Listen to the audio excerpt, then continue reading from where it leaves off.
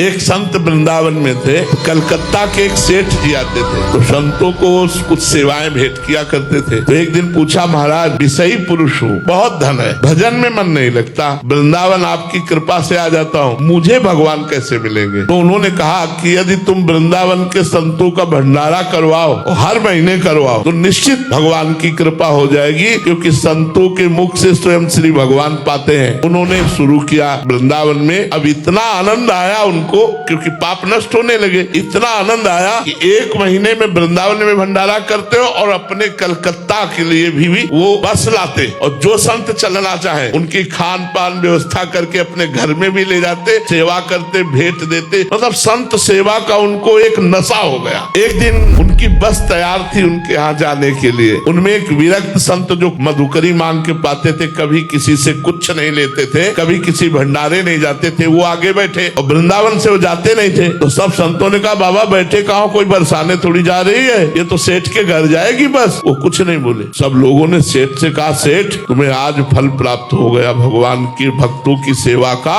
ऐसे विरक्त महापुरुष और मनमाला चला रहे हो, गाड़ी में बैठे गए, वहाँ पंगत पाई। सेठ को पहले ही सब संतों ने बता दिया था वृंदावन से बाहर नहीं जाते, पता नहीं कौन सा तुम्हारा पुण्य उदय हुआ कि तुम्हारे घर आए। वो सेठ गए, प्रणाम किया साष्टांग और कहा, प्रभु आज हम पर कृपा हो गई। उनका चल वृंदावन, बस इतना कहा, चल वृंदावन। तो ये समझे नहीं पाए कि हम तो वृंदावन से ही लेवा के लाए हैं, वृंदावन तो आते ही जाते हैं, बस चुप, इतना ही कहा, चल वृंदावन। अब बस गाड़ी में बैठे और चले आए। 2-4 दिन हुए कि एक लड़का था पूरे साम्राज्य का मालिक, एक्सीडेंट में मारा गया। जो ही लड़का मारा गया, घोर दुख। जब सब वैभव किसके लिए? तब उन्होंने मन में विचार किया कि भगवान, हम तो सुना था कि आप संतों की सेवा से प्रसन्न होकर के सारे दुख मिटा करके हमें भगवत प्राप्ति कराओगे, और संतों की सेवा सुना था इतने विरक्त संत आ रहे, ये सुख दिया आपने। उन्होंने सब संपत्ति को जो चैरिटेबल है उनमें बांट दिया, और अब कहा कि अब जीवन किस काम का। पति और पत्नी वृंदावन आ गए और बास करके नाम जप करने लगे। फिर एक दिन संत मिले, बोले आ गया वृंदावन? बोले महाराज पूरी तरह से आ गया, अब कहीं नहीं जाना।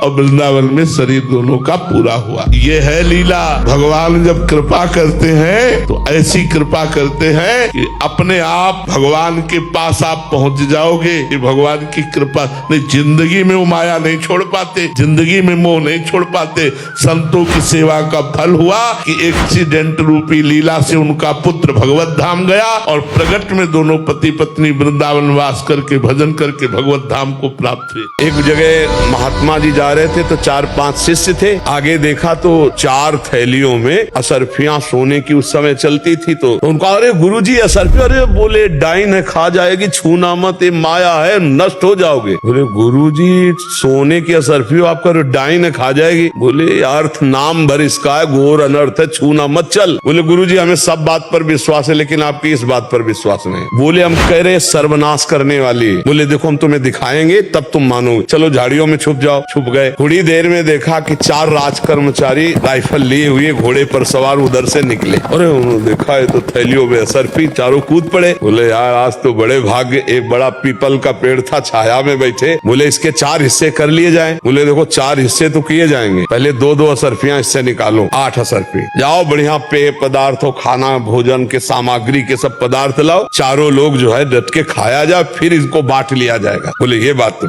बोले 2 लोग बाजार जाओ। तो 2 लोग बाजार गए। जो बाजार गए तो उन्होंने कहा हम दोनों बैठ के भोजन यहीं पा लेते हैं, और उन दोनों के लिए जहर मिला के ले चलते हैं। बोले ये बढ़िया रहेगा। बोले 2 भाग में बांट लेंगे, 4 भाग में काहे को बांटेंगे? बोले ठीक। उन दोनों ने कहा सुनो, वो दोनों भोजन लेने गए, जो ही नजदीक लेके आवे तो गोली से उड़ा देंगे, दोनों बांट लेंगे। बोले बढ़िया है। वो दोनों खा के जो ही नजदीक पहुंचे उन्होंने गोली मार दी। बोले अब यार पहले भोजन कर लेते हैं और फिर बांट लेंगे। भोजन किया तो उसमें दोनों ढलक गए। गुरुजी ने कहा देखा, खा गई ला डाइन, चारों को भाग ले यहाँ से।